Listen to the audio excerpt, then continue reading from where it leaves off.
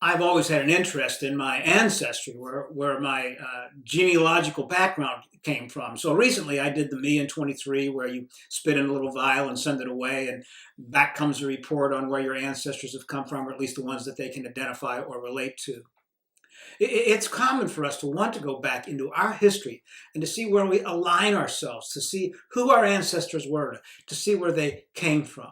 And that's the question before Paul here in Galatians. He wants to identify not the physical ancestry, but he wants to identify the spiritual ancestry of the people of Israel and of the people of all the nations of the world. And he wants to answer the question, how do fallen people get reconciled to a loving God and find peace with that God in their lives? And he's convinced that it was the same way in the Old Testament as it was in the New Testament, that we both find our salvation, our reconciliation, our restoration in the same way. Now remember, Paul's been doing battle with the Judaizers. They trace their spiritual ancestry back to Moses, to the law, to an outward set of duties and rules and regulations and obligations, all designed to place us in a position of special standing or favor before God.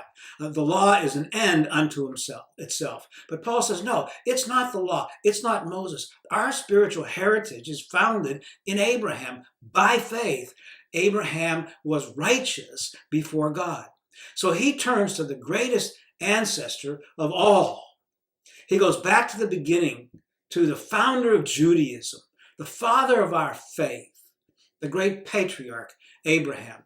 Interestingly, the Jews and the Muslims both claim Abraham to be the father of their faith.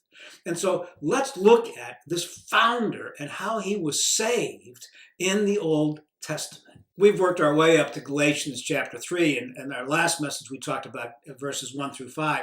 Today I want to begin looking at Galatians from verse 6 and onward. And this is an amazing story about an amazing man and his son. And we read in verse 6, so also Abraham believed God, and it was credited to him as righteousness. Understand then that those who have faith are children of Abraham. Scripture foresaw that God would justify the Gentiles by faith and announced the gospel in advance to Abraham. All nations will be blessed through you. So those who rely on faith are blessed along with Abraham, the man of faith. Now, you'll recall that we see here that God gives the gospel message to Abraham, a Gentile, an uncircumcised Gentile, who receives it by faith. And his commission is going to be to announce this gospel to all the nations. Well, let's take a moment to look at this person, Abraham. Where did he come from? Who was he? What was he all about? And how did he get here to the pages of Scripture? And to do that, I want you to take a look at this map of the ancient world at the time of Abraham. It's 2,000 years before Jesus. Abraham is from Ur of Chaldea, down here on the bottom right hand of this map. It's the Fertile Crescent. It's modern day southern Iraq. We have called it Mesopotamia. We've called it the Fertile Crescent. And he's from this town that was founded in 3800 BCE. It's located somewhere between the banks of the Tigris and the Euphrates rivers. Traditionally, this is the home or the location of the Garden of Eden. 430 years before God calls Moses to lead the people out of Egypt in the Exodus, God calls Abraham in Ur of Chaldea. He is 75 years old. He is going to leave many of his family members and his friends and his country behind and travel over 1,000 miles in a great caravan. 1,000-mile journey. And in those days, it was a dangerous journey. So he got his father's family and friends and got soldiers and men who know how to fight and wield a weapon. It was going to be a long, arduous, dangerous journey up the river he goes to travel to a country that he knows not of. Now notice, he gets to see the wonderful sights of Babylon, of the Hanging Gardens of Babylon. Up here to the north is Nineveh, where Jonah was sent to preach and prophesy to the people. He travels through Turkey. He lands in Haran, where his father-in-law, who is an atheist or has belief in foreign gods and never leaves his belief in foreign gods, Abraham leaves him there in Haran because God didn't want the uh, gods of foreign nations to be a part of his chosen, promised people in the promised land. So Terah, Abraham's father, dies there in Canaan. Well, Abraham travels south to Palestine, Jordan, through Syria, all the way into a place called Egypt for a while, the land of Goshen, and then he comes back and settles here in Beersheba as the founder of the faith. He's still a Gentile at this point. He is uncircumcised, but we know that he must have been a really unique individual, highly intelligent. And he was to be the one who was going to be the blessing to all the great nations. So God had chosen a very unique, special man. He dies at 175 years old and is buried next to Sarah in the caves of Machpelah near Hebron. We don't know where that is today, but they're buried somewhere there. And again, remember, Abraham was a Gentile. In Latin, that means in nations. But he is chosen by God to be the father of the Jewish nation. He will be circumcised at 99 years old as a sign of the covenant of the promises of God. That God had announced the gospel to him in advance, that he would take this gospel then to the Gentiles. So towards the end of his life, before Sarah dies, God tests Abraham and asks him to sacrifice his son. One of the things I love about studying Galatians is it takes us from the Bible from the beginning to the end, from Genesis all the way through to the end times. And so I want us to turn now to Genesis chapter 2, verse 22, verse 1. I want us to look at the story of Abraham and Isaac. It gives us a great insight into how Abraham became this man of faith and of the promise. And so we read there, after these things, God tested Abraham and said to him, Abraham. And Abraham said, here I am. God said, take your son, your only son, Isaac, whom you love, and go to the land of Moriah and offer him there as a burnt offering on one of the mountains of which I shall tell you.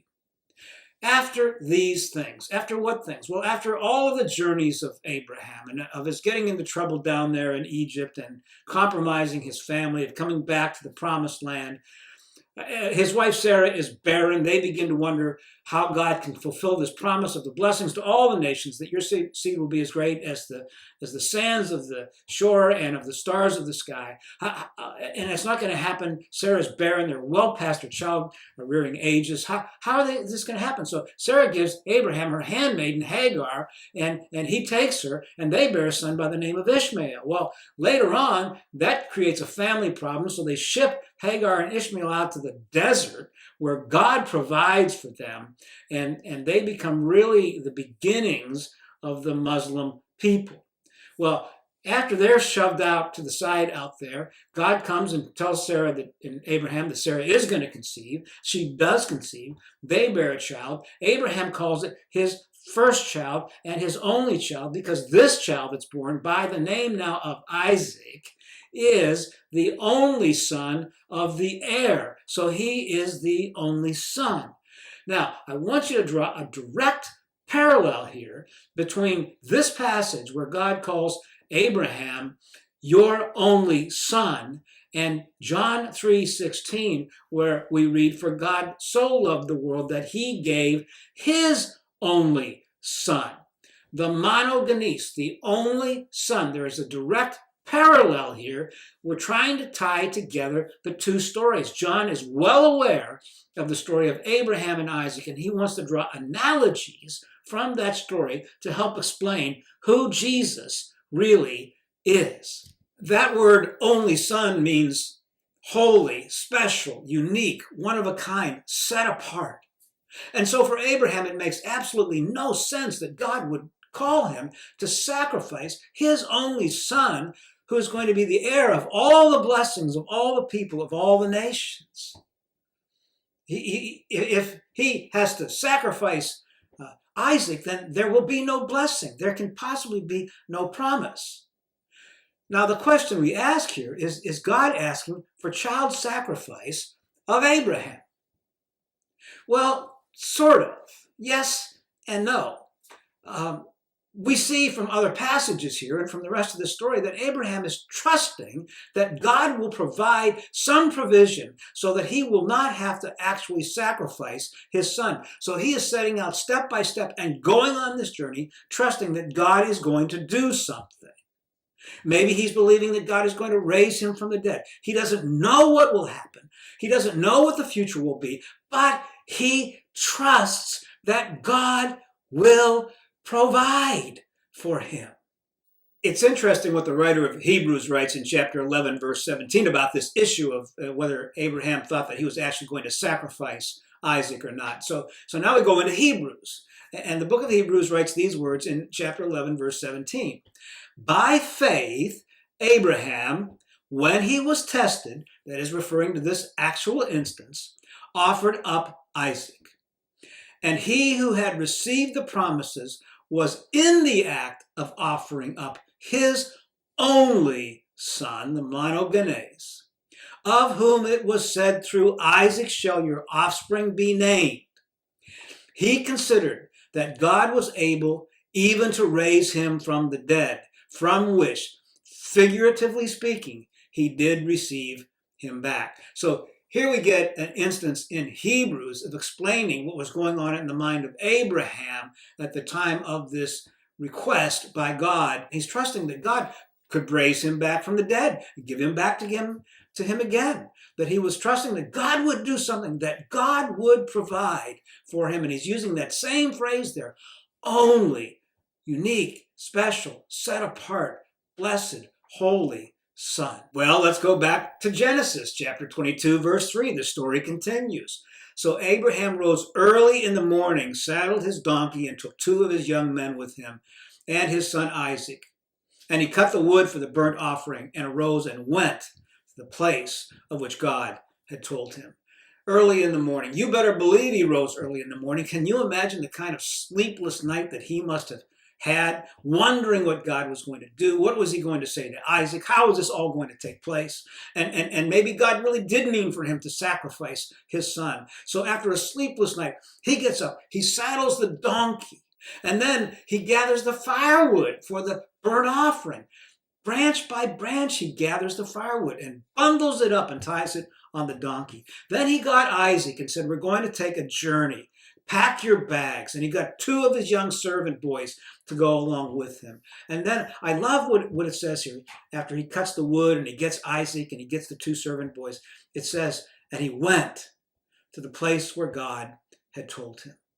Faith is an action. You can't see faith. It's an action. If you say, I'm a man of faith, you can't tear me apart and find faith or locate faith within me. You say, Noah was a man of faith because of what he did. For 125 years, he preached a sermon on faith with a hammer and a saw. Abraham was a man of faith because he followed God. He did something. So there they are. And he went without knowing the outcome. Abraham went and followed God to the place where God had told him. In chapter 22, verse 4, we read, on the 3rd day, Abraham lifted up his eyes and saw the place from afar. And then Abraham said to his young men, stay here with the donkey. I and the boy will go over there and worship and come again to you. And Abraham took the wood of the burnt offering and laid it on Isaac, his son, and he took in his hand the fire and the knife. So they went, both of them together. On the 3rd day, 3 days of journey, sleeping at night, preparing meals together, fellowshipping, walking, talking, explaining all the sights that young Isaac was seeing along this great journey. Daddy, what's that? And who are they? And where are they going? And where does this road lead to? After 3 days of that journeying together, they see the mountain from afar. And then he tells the 2 boys, his servants, to stay here with the donkey. And Isaac and I are going to go ahead up to that mountain. And he says, I want you to stay here. We're going there to worship. But then he tells them, we will come back again to you. Another indication that Abraham believes by faith that God is going to provide in some way in his life. And so he takes the son, he takes the wood, the branches that they had cut for the burnt offering, And he takes the fire, so they don't have to find a way to start a fire on top of the mountain. And he takes a knife for the blood sacrifice. And then we find this beautiful phrase. And so they went, both of them together. Can you see Father and Son, the wood bundled on Isaac's back, the father with the fire and with a knife in his sheath. And there they go and disappear off into the distance, making their way up the mountain to the sacrifice. We read in chapter 22, verse 7, these words. And Isaac said to his father, my father,